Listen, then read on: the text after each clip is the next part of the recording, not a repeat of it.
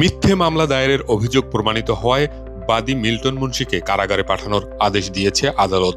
মঙ্গলবার বিকেলে Barguna senior judicial magistrate S M. Shariatullah এ আদেশ দেন। বিজ্ঞ আদালত বাদীকে ফৌজদারি কার্যবিধি আইনের 250-এর 2 ধারা মোতাবেক তাকে 5,000 টাকা জরিমানা এবং 7 দিনের কারাদণ্ডে দণ্ডিত করছে।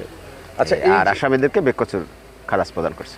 বিজ্ঞ বিচারক জনাব এম শরীয়তুল্লাহ স্যার তিনি এটা আজকে এসে আদেশ প্রদান করছেন।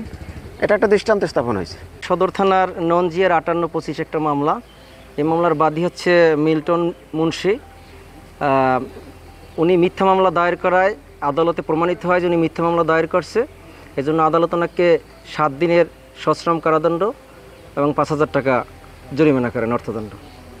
এক্সট্রিম মশার কয়েল প্ল্যান্ট ফাইবার দিয়ে তৈরি, ডেঙ্গু চিকুনগুনিয়া বাহি সহ যে কোনো মশার বিরুদ্ধে দেয় এক্সট্রিম সুরক্ষা। আদালত সূত্রে জানা গেছে, জমি দখল নিয়ে হুমকি ধামকির অভিযোগে মিল্টন মুন্সি বরগুনা সদর থানায় একটি সাধারণ ডায়েরি করেন।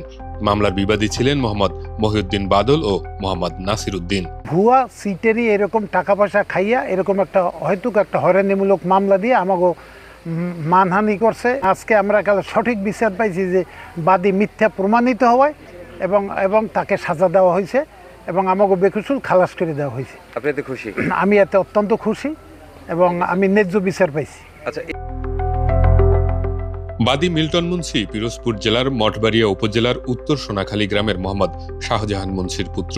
বর্তমানে তিনি বরগুনা সদর উপজেলার গৌরীচন্না ইউনিয়নের দক্ষিণ লাকুরতলা এলাকায় অস্ট্রেলিয়া প্রবাসী মোহাম্মদ সুলতান আহমেদের বসতবাড়ি ও সম্পত্তি দেখভালের দায়িত্বে আছেন।